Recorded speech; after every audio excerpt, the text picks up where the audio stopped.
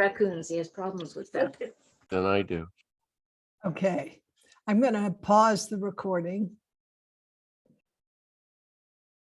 Okay, did you hear that? It's saying it's recording?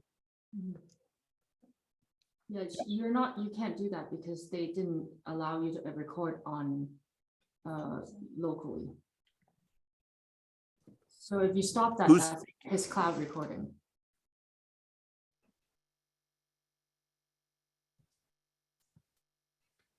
So welcome again, dear friends. Again, I forgot to press the record button. I'm Father John Deere. Welcome to the Beatitudes Center special session with my great friend, Roshi Joan Halifax from the Upaya Zen Center. I met my friend Roshi Joan Halifax about 20 years ago, I think. And she's the founder and abbot and director of the Upaya Zen Center in Santa Fe, New Mexico. She's a Zen priest, Buddhist teacher, lecturer, anthropologist, activist, author of a great book, Being with Dying, and this book, which I consider a masterpiece, Standing at the Edge, Finding Freedom Where Fear and Courage Meet, which I hope you'll all get. She leads regular meditation sessions and retreats and offers Dharma talks on peace, meditation, grief, and compassion. And you can see her information at her website, upaya.org. That's upaya.org. I've attended many of those sitting meditations over the years and Dharma talks, and gave a few myself, and even led a few weekend retreats with Roshi. Once we led a memorable weekend retreat together using Thich Nhat Hanh's title, Lotus in a Sea of Fire. Wow. And the idea was that through our daily practice of quiet meditation, mindfulness, compassion, service, and nonviolence, we could serve and be peacemakers in this crazy world and even become bodhisattvas of peace and nonviolence. Just before the pandemic started, Roshi and I had a great day together in Washington, D.C., getting arrested as part of the peace vigil and protest with Fire Drill Fridays, calling for action at the Congress for climate justice. And her friend, my friend Jane Fonda, who organized it, wrote a great book about the whole campaign called What Can I Do? Jane Fonda. And you can see Roshi's on the cover of the book with Jane Fonda. It's a great book on moving from climate despair to action, and I can recommend that. Today, as we remember the 77th anniversary of Hiroshima, it's a real blessing, an honor to have Roshi Joan Halifax with us. I consider one of my great teachers and great voices of peace in the world. And I've asked her to speak with us however she wants on the Buddhist path of peace and nonviolence. So, dear friends, please join me in giving a very, very warm welcome to Roshi Joan Halifax, maybe with a round of silent applause. Welcome, Roshi, the floor is yours. Thank you, Father John. It is an honor to be with you, and particularly on a day that is so important in the lives of so many. You know, I'm recalling the years that you and I sat in sackcloth and ashes on the entrance to the Los Alamos Laboratory, just across the Rio Grande Valley here in New Mexico, protesting the activities at Los Alamos, and particularly the production of plutonium pits that are used in bombs. It was really because of those years with you, Father John, that I went with our mutual friend, Kazuaki Tanahashi, to Hiroshima. And I was, the first time there, it was in a certain way as impactful for me as being in the camps or the camp of Auschwitz with my teacher, Roshi Bernie Glassman, years ago. To be in a place where mass death the spirit of mass death was so very present.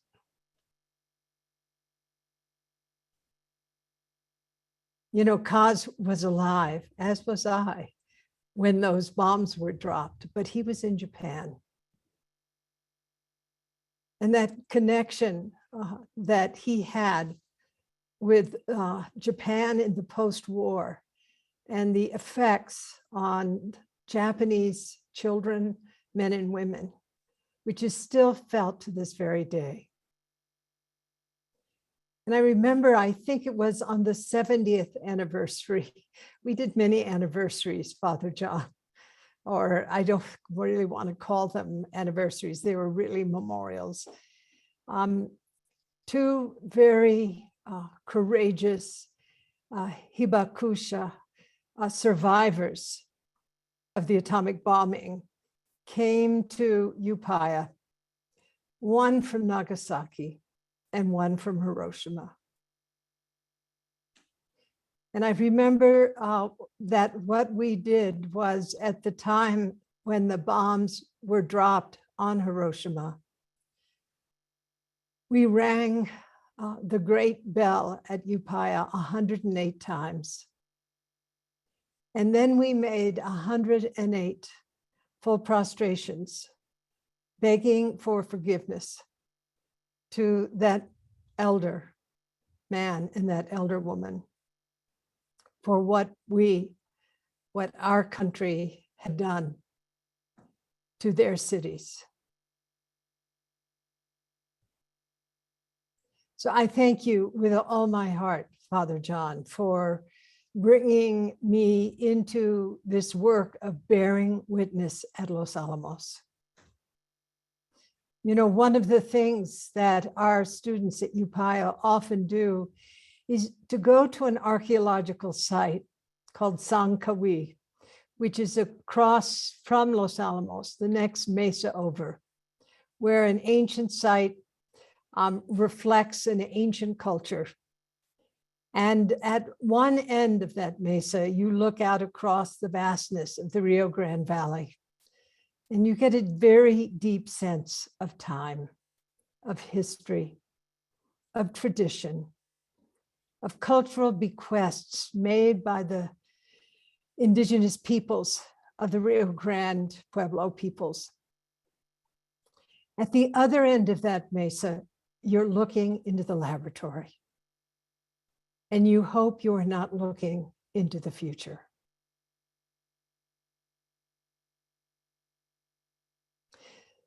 So I think you all know I'm a Zen priest, an anthropologist, also an author and abbot of Upaya Zen Center in Santa Fe, New Mexico. But I'm also a socially engaged Buddhist.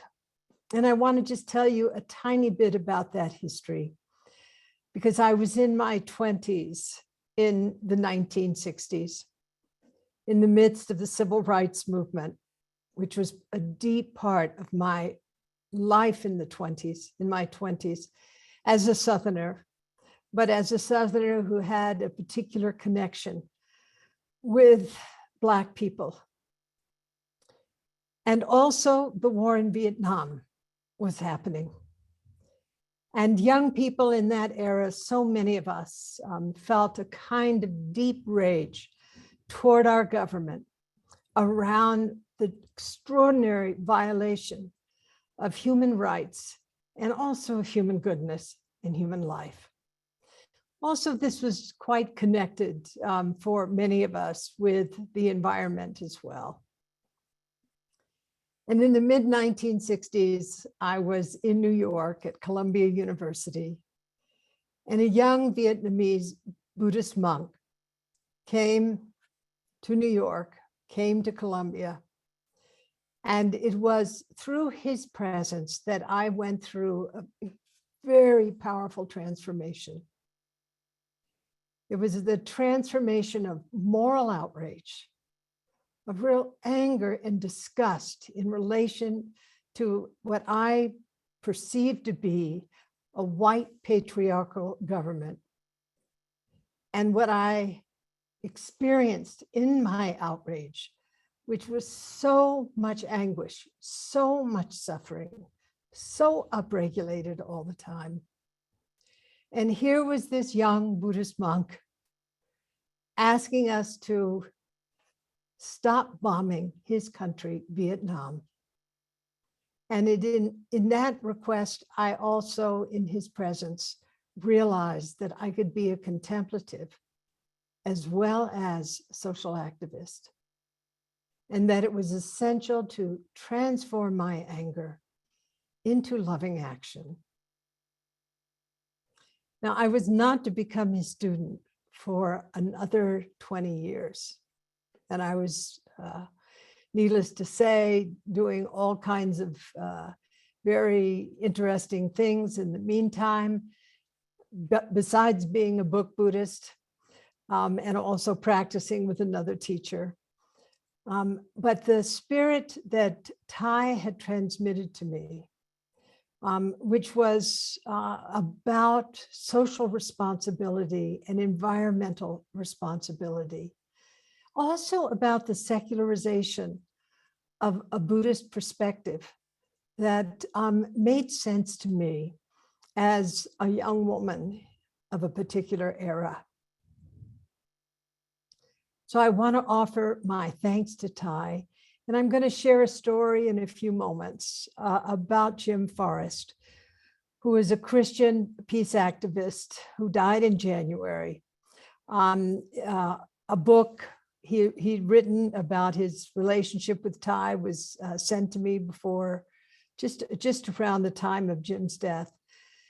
And I just want to share one story out of that book, which I think is important for us today, as we consider the incredible importance of our work in abandoning this nuclear madness that we're in the grip of directly and indirectly, including in Ukraine, where a nuclear power plant in a certain way is like a ticking bomb, as it is held by Russians as a kind of hostage in this war. Now, as an anthropologist, one of the things that I have explored for many decades is the role of rites of passage in our culture. And in a way, I just went through one this past week. I turned 80 on Saturday.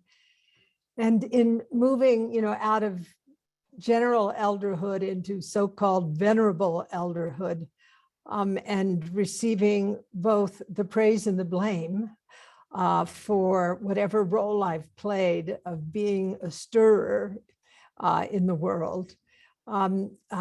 It was very important process for me, acknowledging a long life of many mistakes.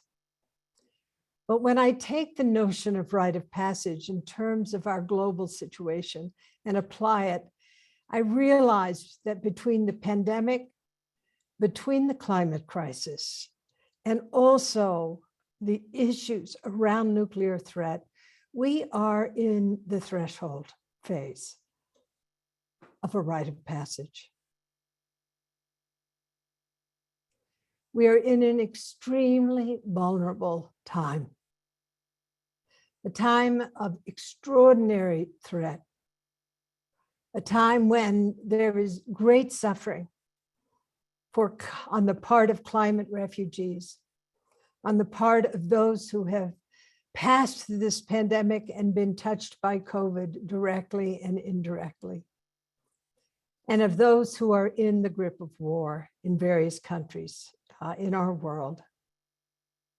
And though the sociologists and political scientists say there's actually less aggression on our planet today, maybe we can say that in terms of formal war. But I myself am not so sure we can say it in relation to our country where mass shootings are happening almost every single day in our nation. And so often, the victims of those mass shootings are children.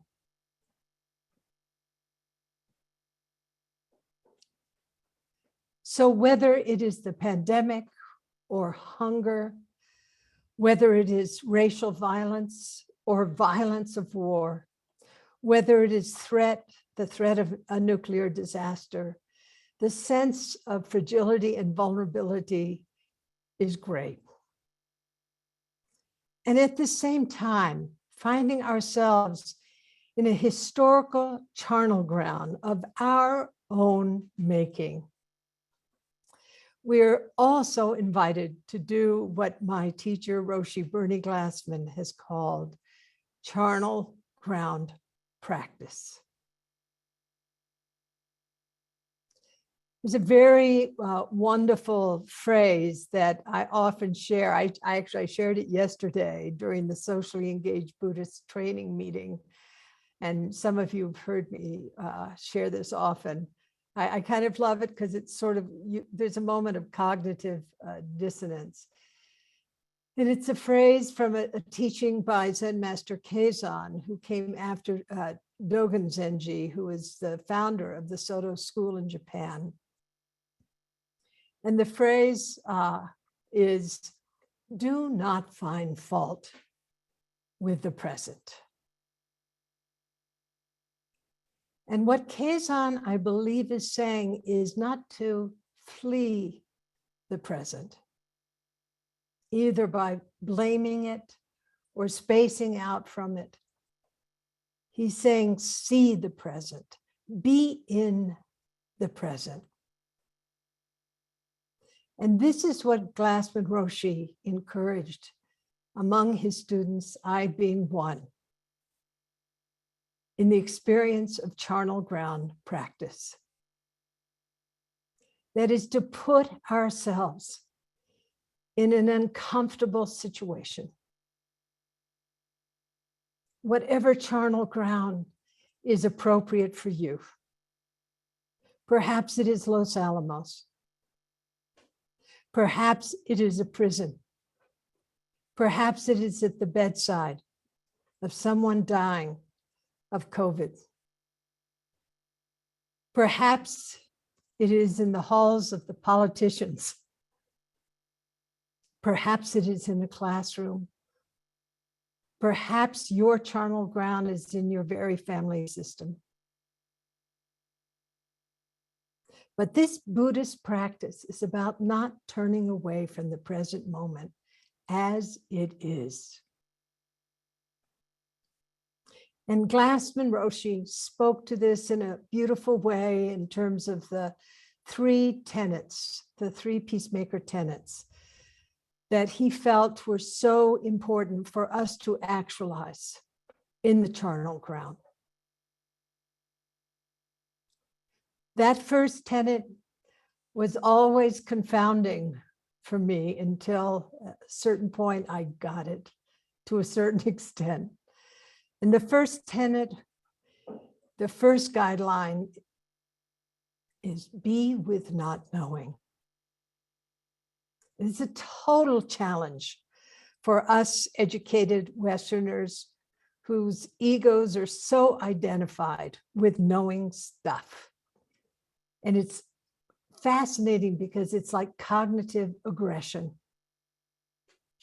And what not knowing invites us to do is to drop down into a place of deep openness where possibility exists.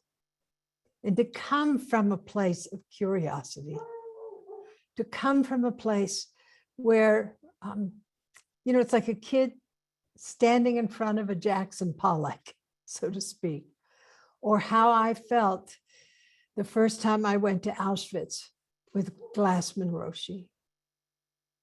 I could not wrap my mind and heart around the magnitude of that suffering. And I had to really sit with not knowing. And this also for when I went to Hiroshima and sat with Kaz in that charnel ground. I could not imagine Why would we do what we did, our country, you say, they say, to stop a war, or we had to test those devices? But no, how could human beings treat other human beings in such a way? And then sitting with not knowing. The first tenet. And then the second tenet of bearing witness. Do not find fault with the present. Be present before you judge, condemn, analyze. Be fully present and unify with what the truth of this situation is, as it is. Bearing witness. It's a kind of radical samadhi. And it's a radical form of love, non-separateness. And out of not knowing, and out of bearing witness, the third tenet, compassionate action. What steps flow spontaneously from not separating from the truth of suffering? So the three tenets are not knowing, bearing witness, compassionate action. And when Bernie Glassman shared those with me in the mid-1990s, I was working in the prison system on death row and maximum security. And I had been working with dying people for many years, kind of the world of lost causes, if you will. And when he shared those tenets with me, I realized they were a key. They were a practice.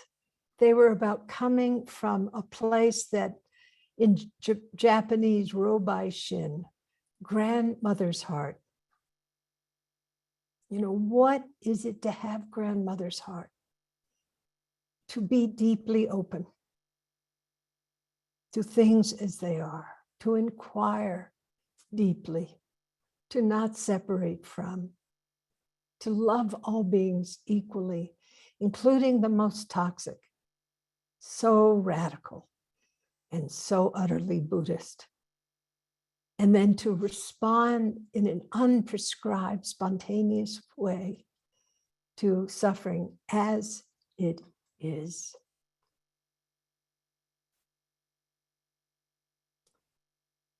Years ago, I was in Holland with Bernie, and he was giving this talk, and he said, you know, I have one really serious addiction. And I thought, oh yeah, his cigars, he's into cigars. And I was like, kind of thinking, oh yeah, it's those cigars. And he said, my addiction is really bad. It's really serious. I'm addicted to myself.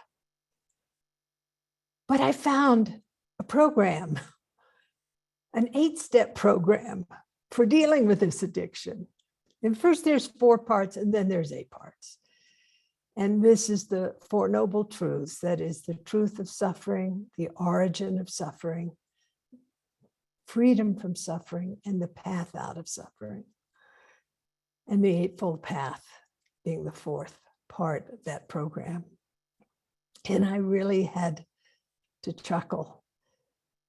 But I also realized that whether it was the camps of Auschwitz and the other camps that annihilated so many, whether it was the dropping of this horrendous atomic device on Hiroshima and then Nagasaki, whether it was the violence of racism in our country, whether it was the destruction of our environment or our addiction to consumption, of just destroying our earth, both through grasping and then tossing. And Bernie had this kind of jokey nature. And I thought all of this is because we are addicted to the notion and the experience of a small self. This is the origin of war. This is the origin of hate, aversion. This is the origin of our impulse to just consume our environment and so forth.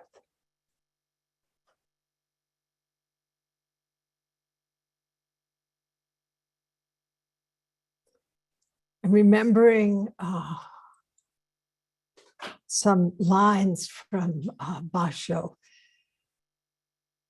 A monk asked the 17th century monk poet, he asked Basho, what is the essence of your practice?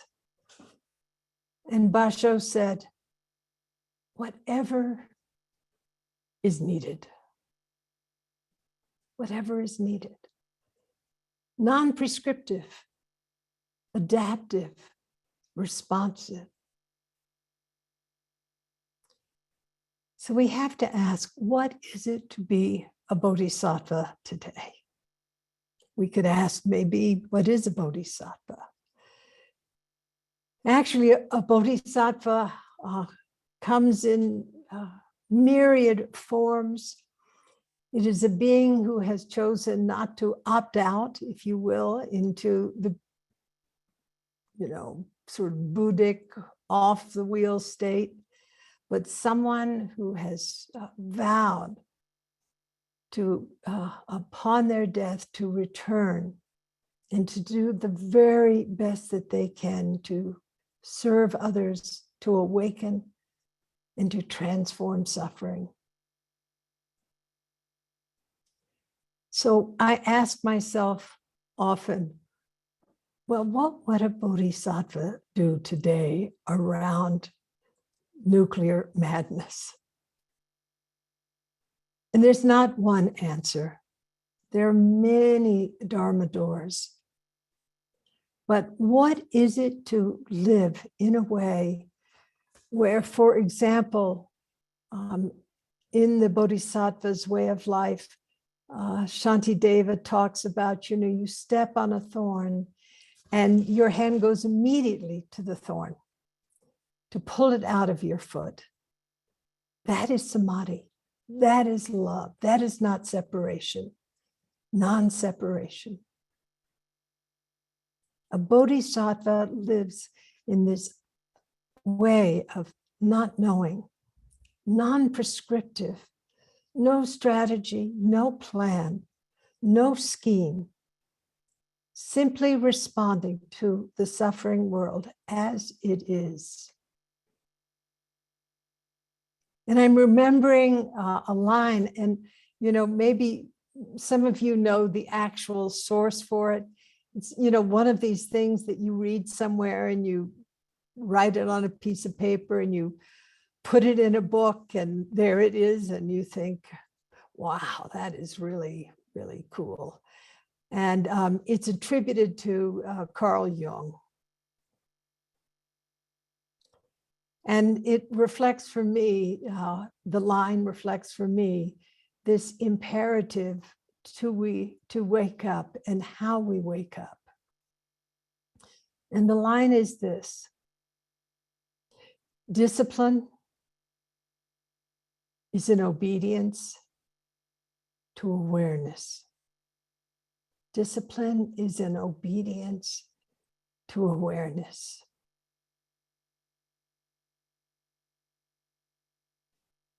And this, I believe, is why practice is so important. I remember standing in the very humble hut where Thomas Merton practiced and thinking, I understand why being in that little hut in the woods was so important for him, because it was a place where the excitations of the samsaric world weren't pushing and pulling him, but where his awareness could bloom deeply. Discipline is an obedience to awareness. This experience of practice allows us to cultivate a quality of awareness that is undisturbed.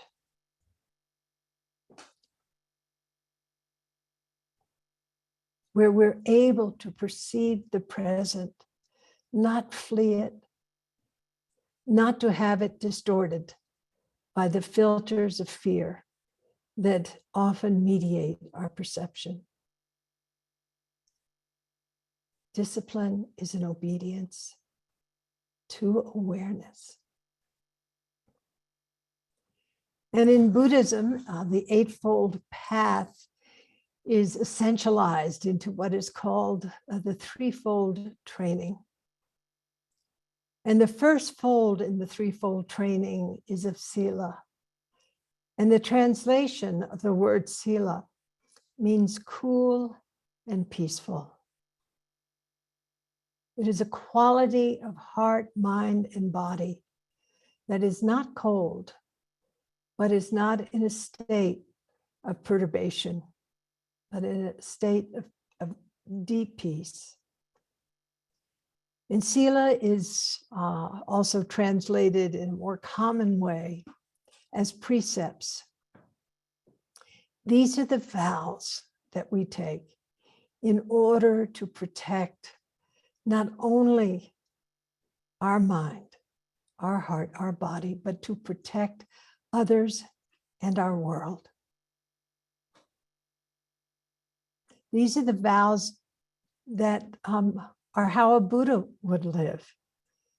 And so I often say, why not be a Buddha now? Why not awaken now? Wake up to everything right. Why not right now? Why be caught in the sort of tangle on and on and on of the stories of our trauma, of our childhood, of our this?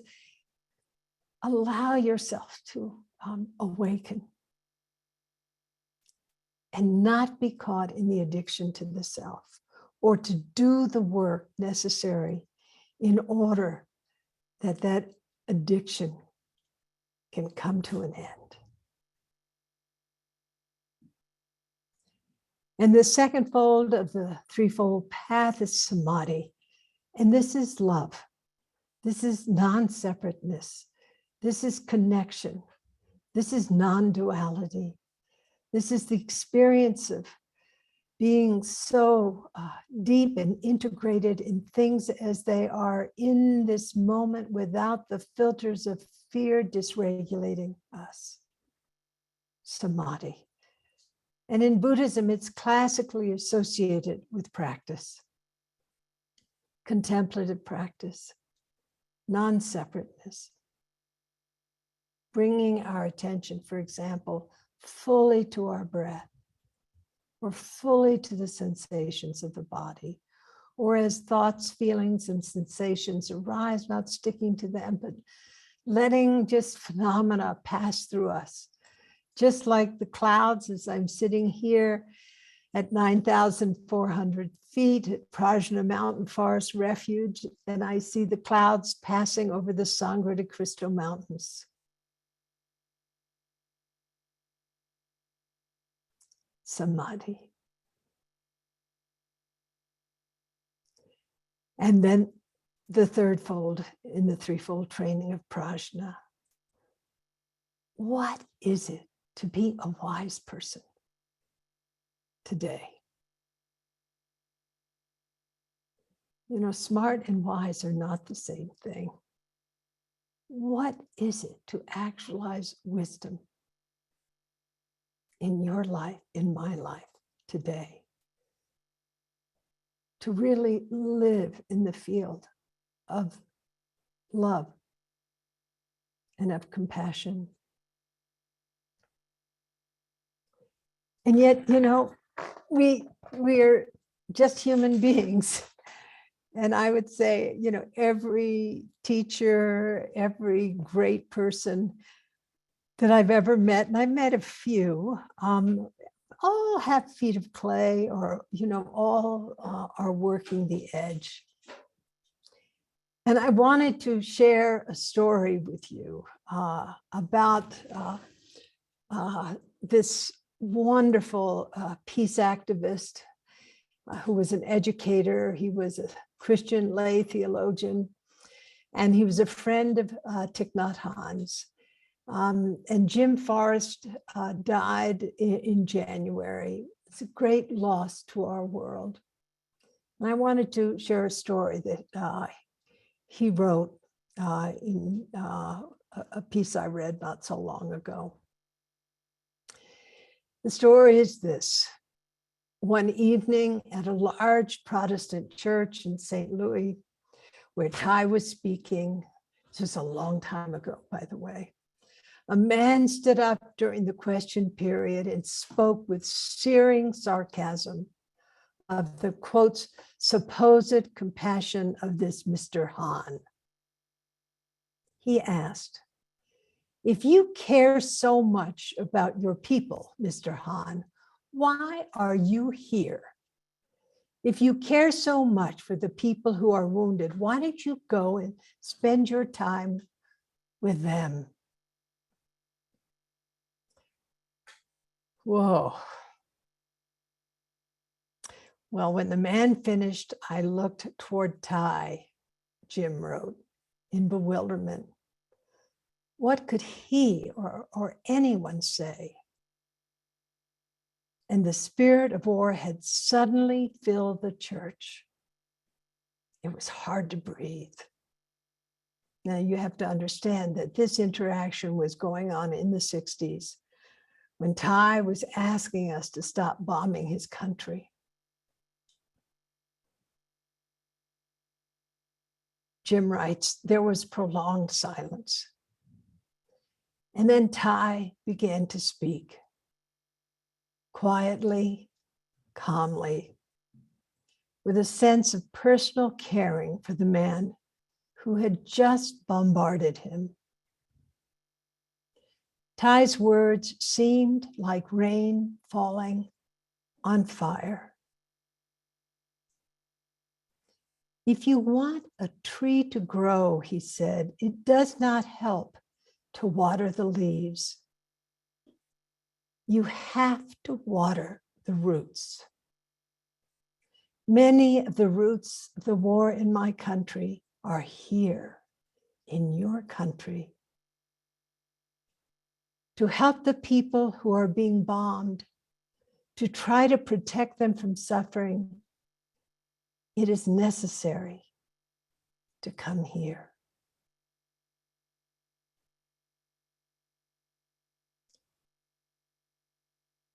The atmosphere in the room was transformed. In the man's fury, we had experienced our own fury. We had seen the world as though through a bomb bay. In Ty's response, we had experienced an alternate option, the possibility brought to Christians by a Buddhist and to Americans by an enemy of overcoming hatred with love, of breaking the seemingly endless counter-reactive chain of violence.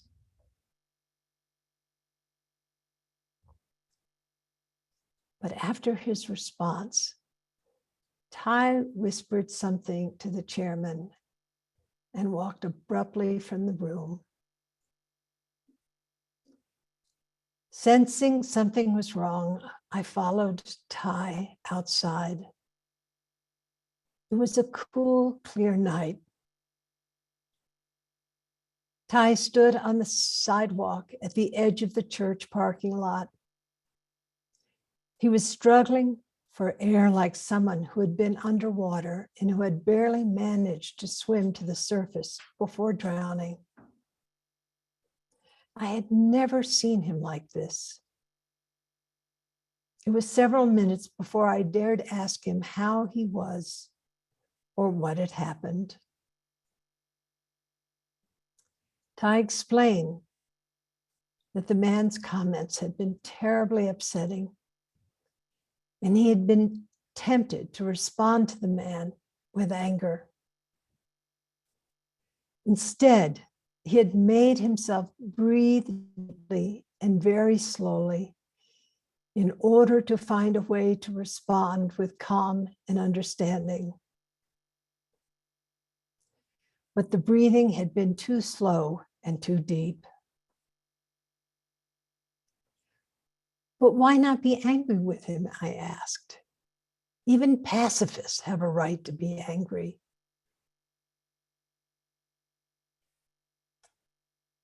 If it were just myself, yes, said Ty. But I am here to represent the Vietnamese peasants. I have to show those who tonight what we can be at our best.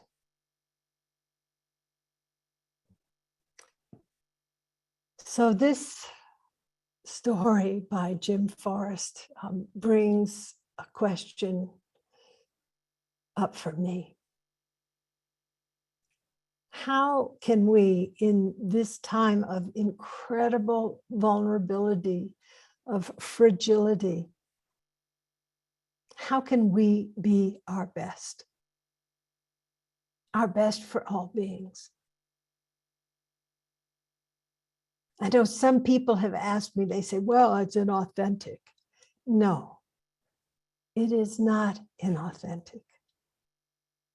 It is actually dropping into a place within your own experience that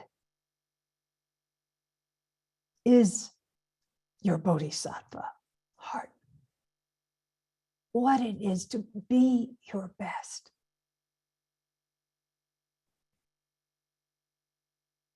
Oh, yes, we often fail. But also, we have the determination and the love to get up again.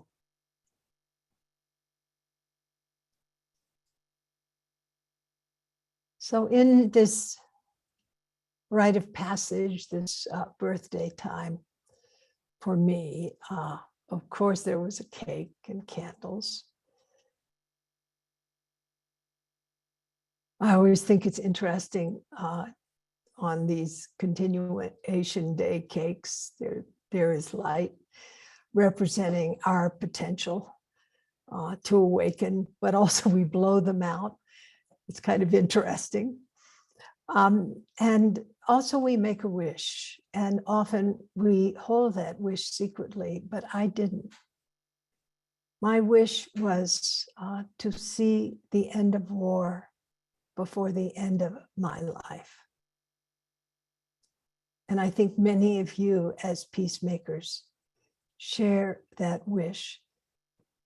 And not only sharing that wish, but also feel the deep commitment to work toward that end.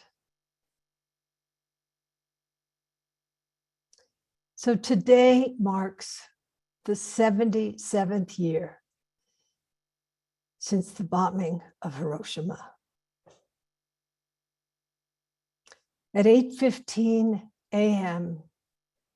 Japanese time on this day, a US plane dropped a bomb named, ironically, Little Boy over the center of the city of Hiroshima.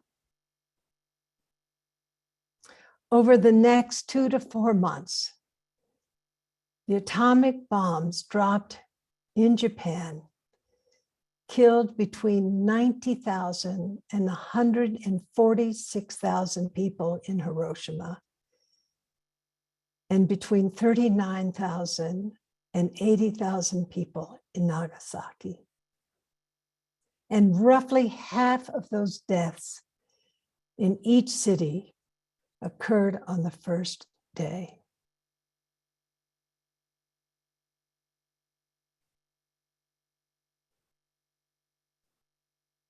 by any standard of proof, the use of these bombs constitutes not only genocide, but also terroricide. And I think about the words Philip Berrigan said about nuclear weapons. Philip Berrigan, being a good friend of Father John's, he said, nuclear weapons are the scourge of the earth. To mine for them, manufacture them, deploy them, use them is a curse against the human family and the earth itself.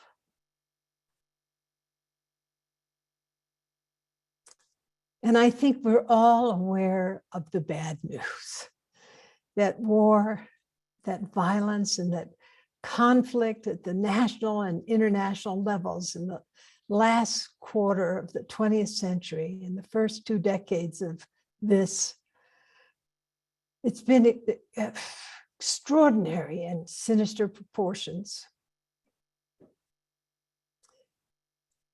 You know, our human nature has not changed, but our resources put at our disposal have. And to put it simply, no country is free from the threat of nuclear annihilation. But there's good news. You are the good news. You are here today. Father John is here today. Bernie Glassman Roshi's teachings, the teachings of Thich Nhat Hanh, the teachings of Thomas Merton, the teachings of Malala, the teachings of Mandela, the teachings of those not so well known who work deeply for the transformation of structures of violence into structures of peace, not needing to follow the historical fabrication that through the development of society in historical terms, there have been increasing hierarchies, but there have been great civilizations that have been non-hierarchical. The possibilities facing us today are horrendous to consider, but also the possibilities for a world that is sane and characterized by peace are equally great. And I think at this critical time, we have to consider the profound importance of the development of moral sensitivity so that we can feel deeply the threat of nuclear annihilation, so that we can feel deeply the truth of our climate catastrophe. And we also, and I know it exists, you carry this, the strength of moral character with the resolve to take steps to engage in decisions and actions that mitigate suffering now and in the future. And this is living by vow. This is committing ourselves to a path of moral responsibility, a path of compassionate action, and also a personal and collective discipline that transforms these danger zones that are both physical but also psychic, that exist in our world today, and that we commit to dismantling nuclear arsenals in our country and in other countries around the world.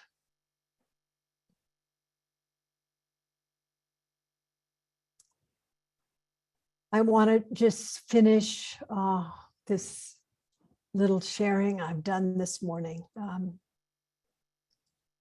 with the words from Reverend Martin Luther King. In 1967, he said, you know, our only hope today lies in our ability to recapture the revolutionary spirit and go out into the sometimes hostile world, declaring eternal hostility to poverty, racism, and militarism. And he goes on to say, this call for a worldwide fellowship that lifts neighborly concern beyond one's tribe, race, class, and nation is in reality a call for an all-embracing and unconditional love for all human beings. He goes on, when I speak of love, I am speaking of that force which all of the great religions have seen as the supreme unifying principle of life. Love is somehow the key that unlocks the door, which leads to ultimate reality. So this is where my faith rests, both the faith in practice and vows, but also my faith in the human heart. So I'd like to thank Father John for inviting me into your community today, and I think we can open for a time of questions and discussion.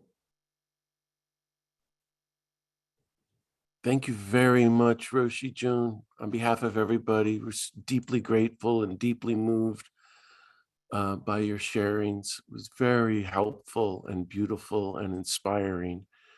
You called us not to find fault in the present, to be in the present. You talked about to be with not knowing. It's very helpful. To bear witness, to take compassionate action. Talked about our friend Bernie saying that our addiction to ourselves is at the root of this. Thich Nhat Hanh talking about getting to the root of violence. And pursuing a quality of awareness to awaken so as not to be caught in the addiction to self. You asked, what is it to be a wise person today? And you held up Martin Luther King's vision of universal, all-encompassing love. So beautiful, Roshi. I have been studying, so I want to ask if people have questions or comments, and maybe you could raise your hand. I don't see anybody, but I'm thinking, Wendy, wherever you are, maybe we could start with you. But while I'm waiting for Wendy to unmute to make a comment, I recommend to people, if you don't have it, this great book by Pema Chodron called Becoming Bodhisattvas, which is a commentary on Shanti Deva's teaching. Roshi, one of the things that I struggle with is in terms of becoming a bodhisattva, an awakened heart.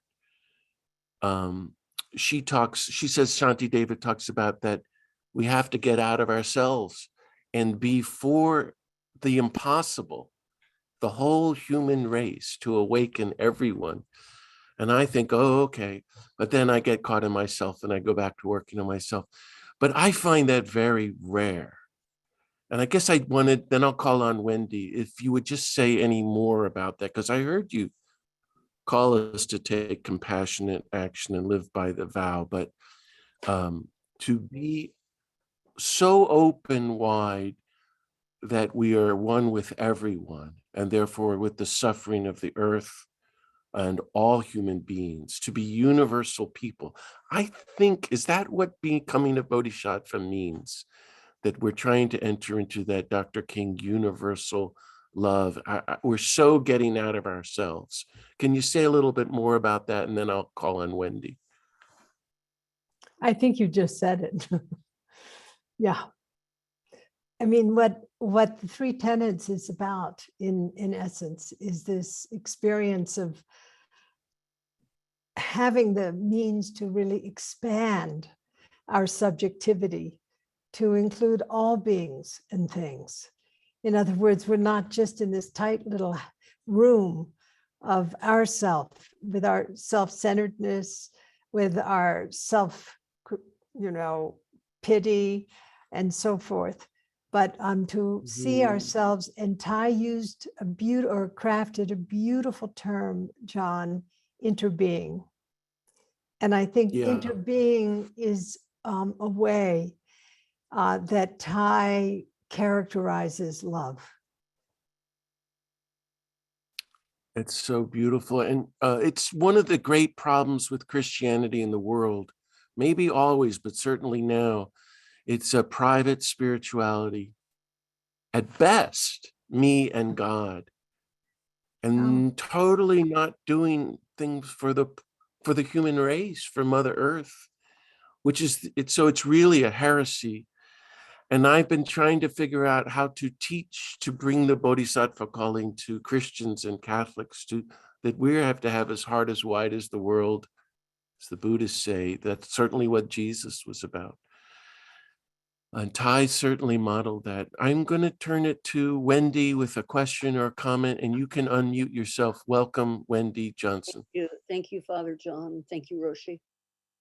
Thank you for this morning.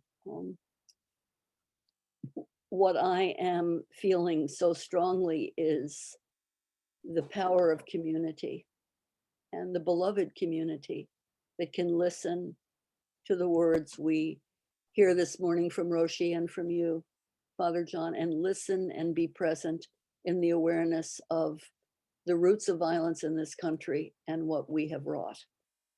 77 years, whether we were born or not. And to find a way to stay quiet and close to the truth today, and not turn away, to really be disciplined in obedience, to not turn away, to be disciplined enough to pray and to find action in the prayer. So just to hold that, it's an unbearable practice, isn't it, to stay still, especially on a sacred day like today. And I'm incredibly grateful to this community, worldwide community, that knows that Los Alamos is not only a nuclear lab of destruction, but a church for the Tewa people and for all beings, a true church. And I think of you, sackcloth and ashes, not turning away, being quiet, walking Tsankawi, looking back at the temple of destruction and that church, and being quiet enough to take it in, disciplined enough. So I am so grateful to have had the opportunity to be together this morning in Northern California, Coast Miwok territory, and to listen and to reignite and commit to nonviolence in very violent times. So thank you for prayer into action, and for your fierce advocacy and your peaceful prowess, and for our practice. Yeah. Thank you so much.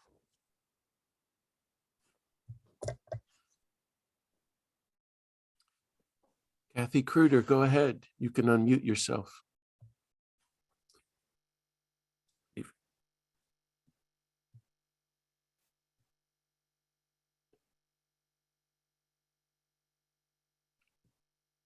I'm trying to unmute you, Kathy. Okay, is that it? Did I do it? Yes. Okay. Well, thank you so much. This is wonderful to be with you all, and thank you very much. I'm a little choked up here because we have something in Utah going on here.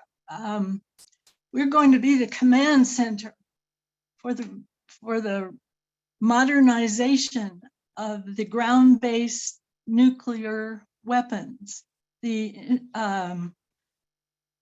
intercontinental ballistic missiles carrying nuclear warheads.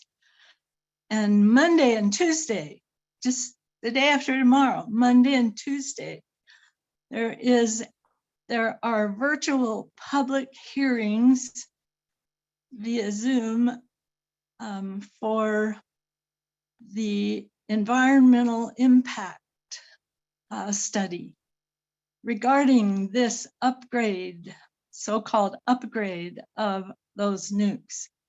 And everybody, it's open to the public. So if you all would like the web address, I have it right here. I've already signed up.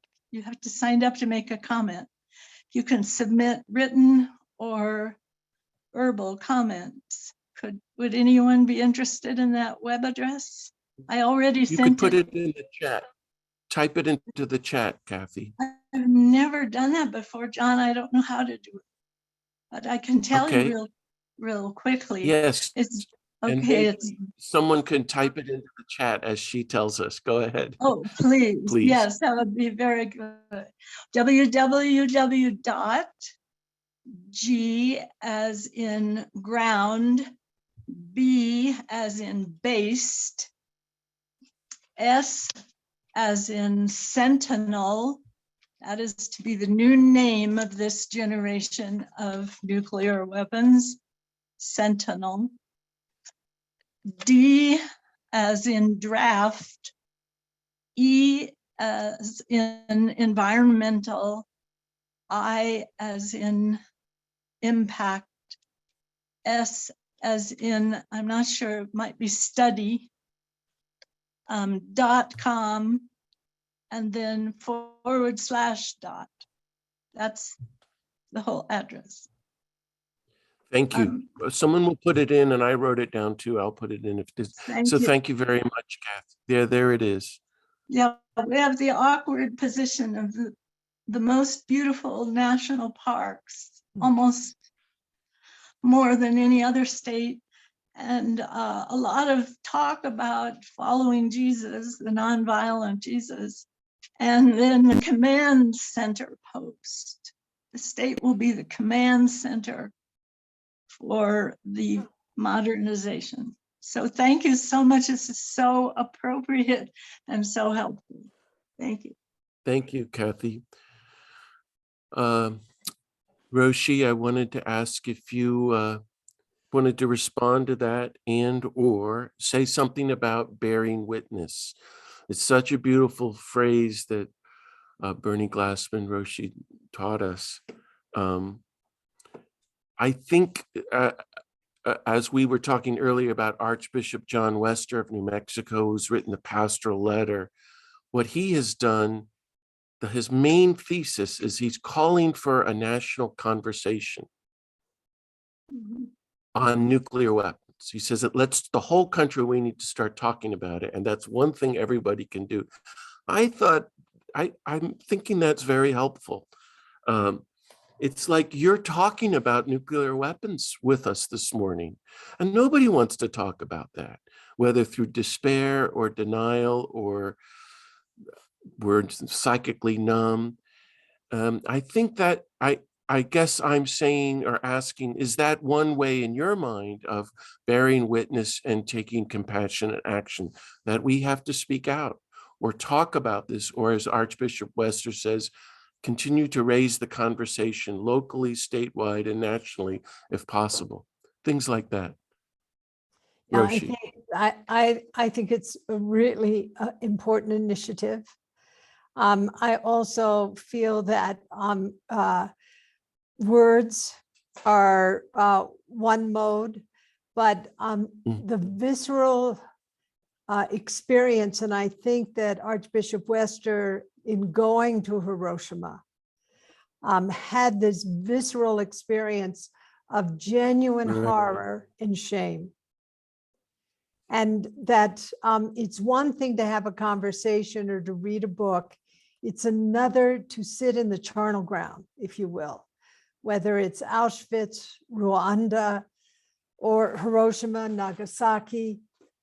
I think that we have to have the conversation, but we also have to be pilgrims.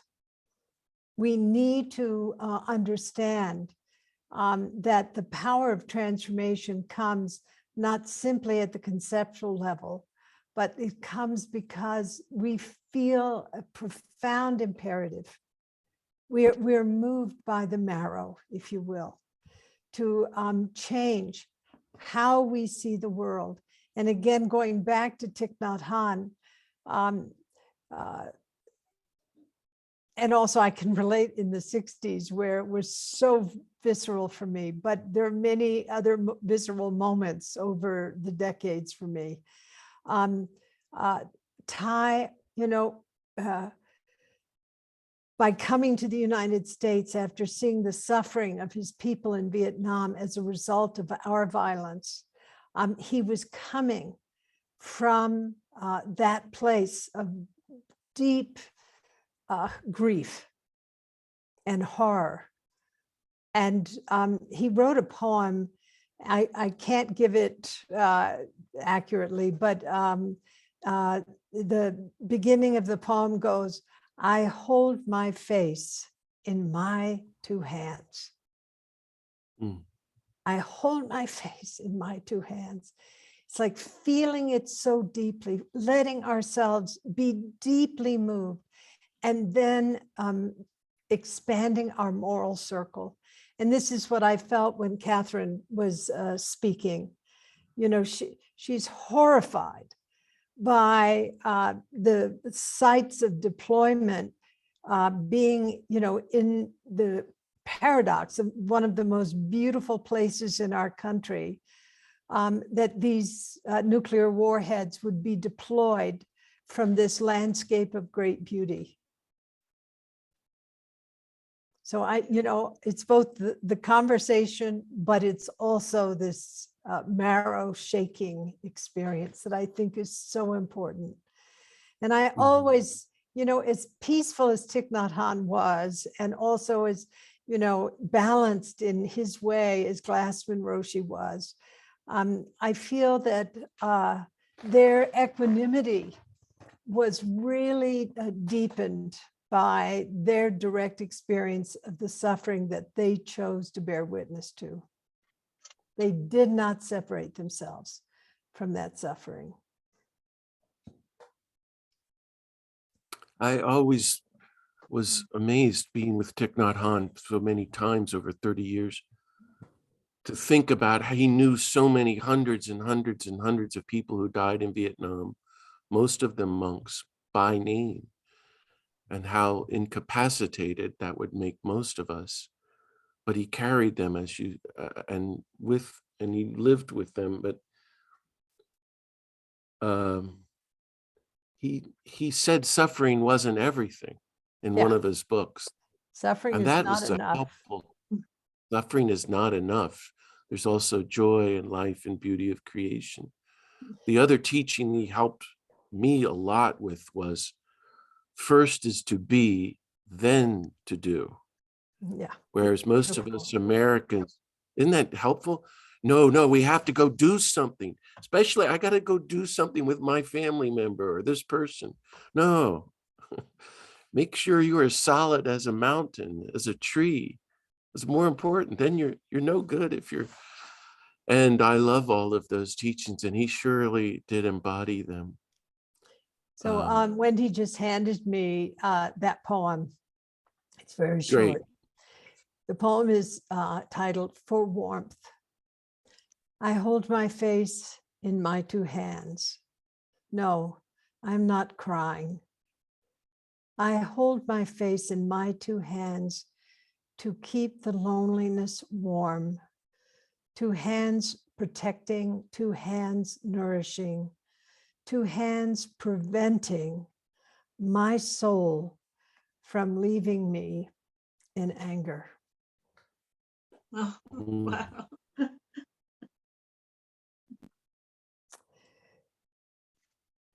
Wow. It's so beautiful. Do you want to share any more, Roshi, about what that means for you, that beautiful poem? You know, I don't see anybody else with a hand up. Oh, somebody maybe who hasn't yet spoken. You know, I would love to actually share some words from the late Barry Lopez in Arctic Dreams, because I feel that Barry's words capture this, what Ty was doing, which is, you know, a way that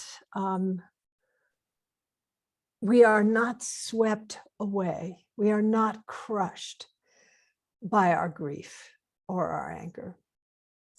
And Barry wrote, no culture has yet solved the dilemma each has faced with the growth of a conscious mind.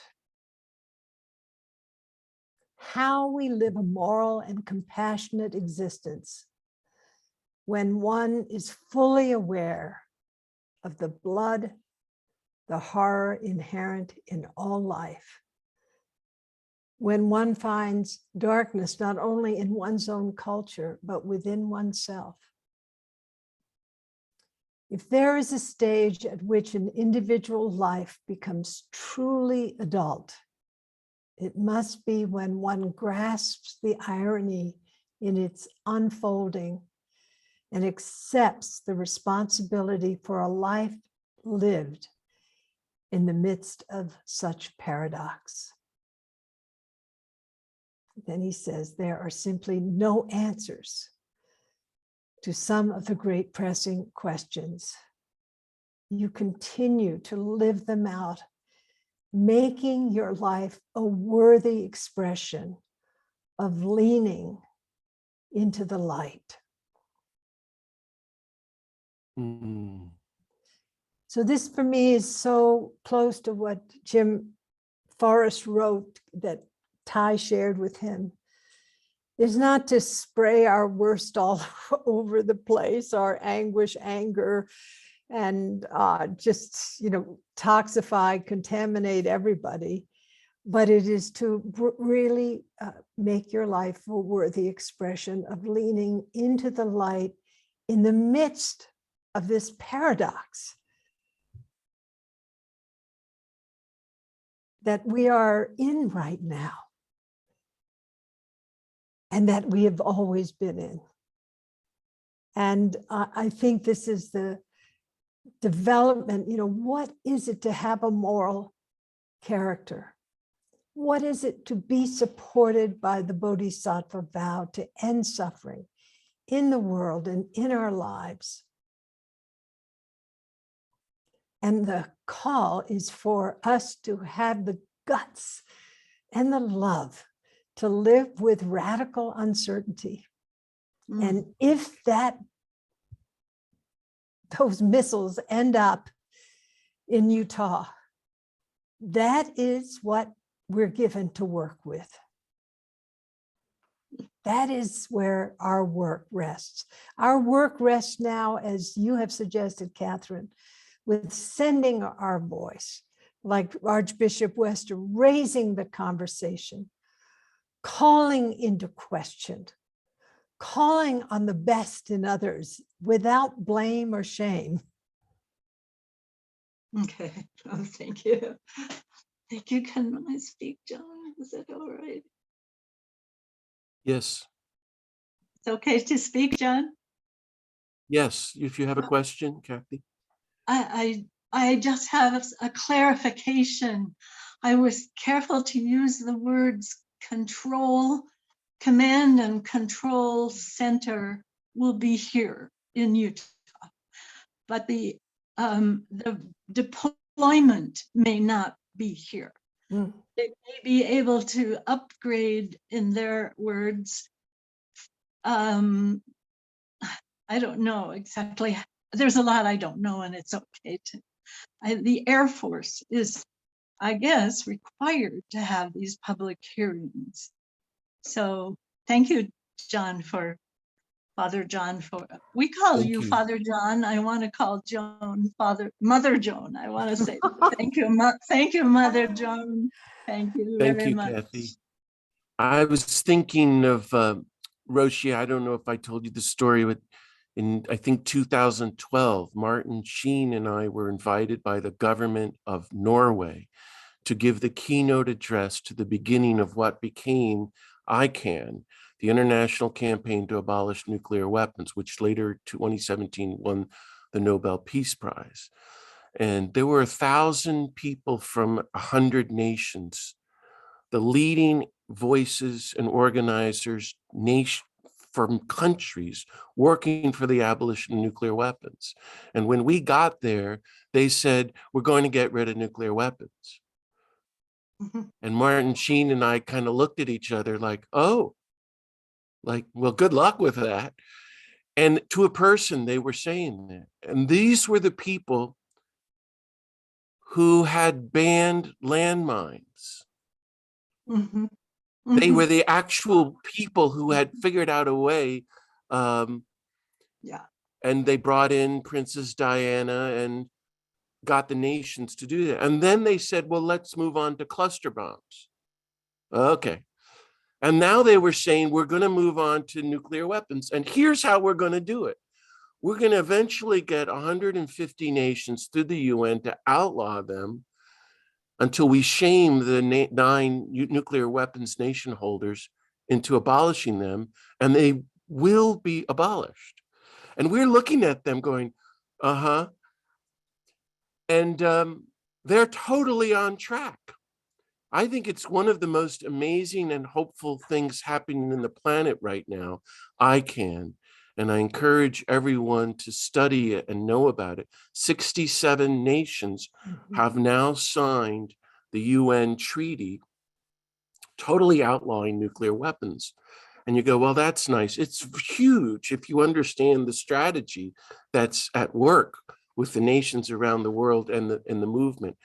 I don't know if you had any thoughts about that, Roshi. It's just another angle of organizing, collective power, bringing our vision and our hope together, and fearlessly saying, what can we do?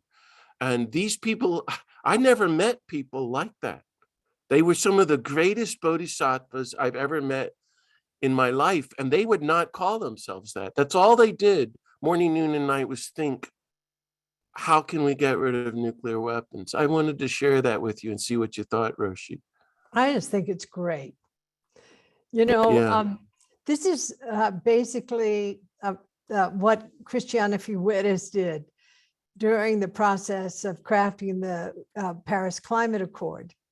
You know, first of Yeah. all, she relanguaged the climate process out of the language of war into a language of connection. And then as a kind of Costa Rican, vital, powerful political woman, she made relationship and she built a beloved community.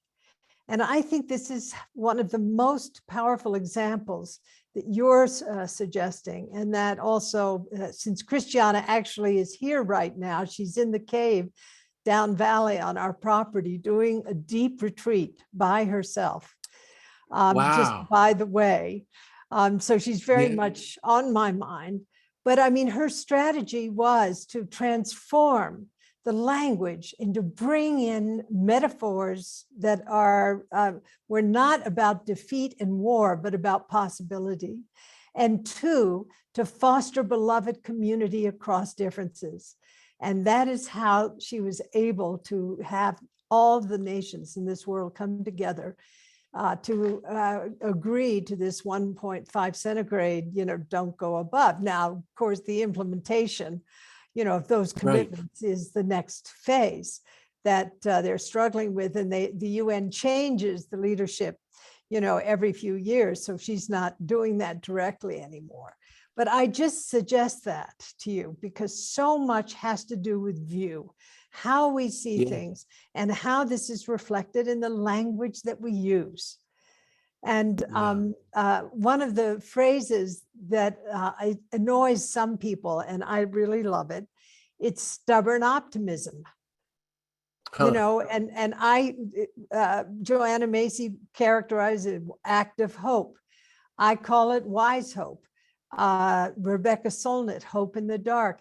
It's like, being able to stay okay, really with not knowing. We live in radical uncertainty and we're not, we cannot be attached to outcome, but we do our best to end suffering.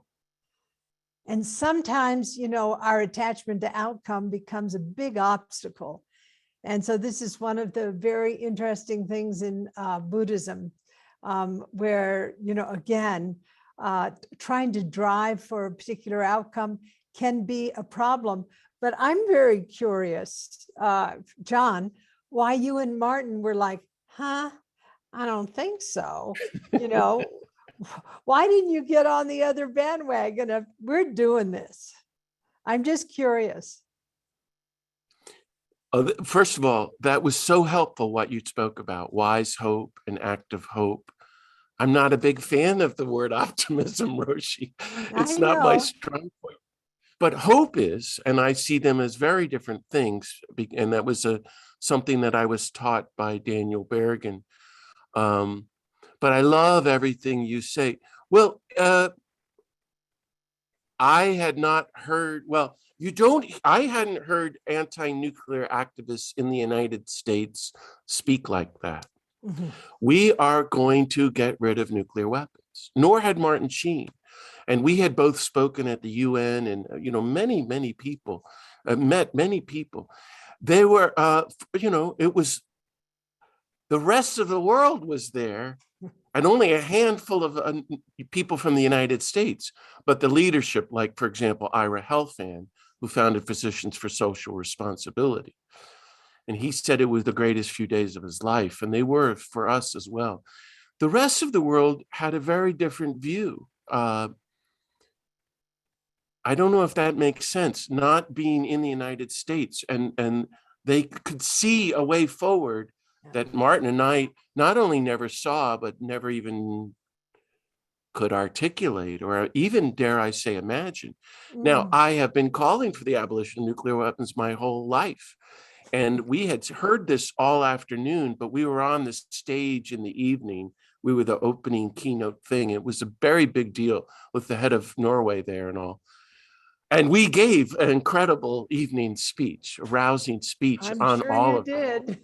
Yeah, and we had everybody laughing. We got them telling stories about going to prison, getting arrested, and they were shocked, the 1,000 people. They never knew that Americans were protesting, getting arrested, and by the way, having a good time doing it, living life to the full. And we didn't know what they knew. And so we were able to help them. And we echoed that, but privately, it was a transformation to meet them. But the next day, the whole crowd was so mobilized and energized by Martin's and I positive energy that they just came together in ways they didn't expect. I can imagine. Yes, Beatrice and the others who went and received the Nobel Peace Prize said that we were a gift and a turning point. It wasn't us, they gave it to us too. And that's why they invited us, of course. And we help each other, but it was a conversion moment for me to meet people who are doing the nitty gritty that I don't understand of working with the United Nations and international law. And they had, I'll end with this, they had a whole new original way into the call for nuclear disarmament after 30 years of figuring out how to pitch it. And they set it on humanitarian health grounds. Isn't that interesting? Yeah. That was a neutral way that we could pitch this to every country Nation. in the world. And if you read the UN treaty, you'll see that it's on those grounds. Anyway, our time is coming near. And Roshi, on behalf of everybody, this has been such a gift, such a blessing, such a precious time, such a sharing of your wisdom. And I myself am so grateful and moved on this day. You've given me wise hope. And I appreciate that. And you've called me to continue not to find fault in the present, but to be in the present, which also means be with the not knowing, and then to go forth, to bear witness, to take compassionate action. And together we can find out what it means to be people of wisdom, compassion, and peace and nonviolence. So on behalf of everybody, I want to thank you, and let's all show a big round of applause for Roshi. If I may Thank you, give my John. my 1 second commercial is that we have many other wonderful programs coming up at the beatitudecenter.org. Please go and look at them. I'll be doing one next week on August 13th on a theology of peace and nonviolence. On September 10th, our friend, Reverend James Lawson, Martin Luther King's best friend, is giving a Zoom lecture on his first book at age 94, Revolutionary Nonviolence. Please join us. And there are many other wonderful ones coming up. So thank you for supporting the Beatitude Center. Please check out Roshi's work at upaya.org, upaya.org. If you want to study more of her teachings, I really recommend this wonderful book, Standing at the Edge by Joan Halifax. Roshi, do you want to give us a final word, blessing, anything? No, you've done it. Okay, I feel uplifted. good. Thank you We're so all much, going to go Father John. forth and be uplifted and be bodhisattvas of peace and nonviolence. That we're going to go forth, as Bernie and Ty taught us, and Roshi, to bear witness to peace, to take compassionate action for peace, to be teachers of peace and nonviolence to everyone we meet for the rest of our lives, and to spend the rest of our lives as conscious, awakened peacemakers, sharing the gift of peace, which includes nuclear disarmament, with everyone. So let's make a deep bow to one another, and I will sign off with a big thank you. Blessings Thank you, of Father peace to John, and everybody. everyone. Thanks. Peace.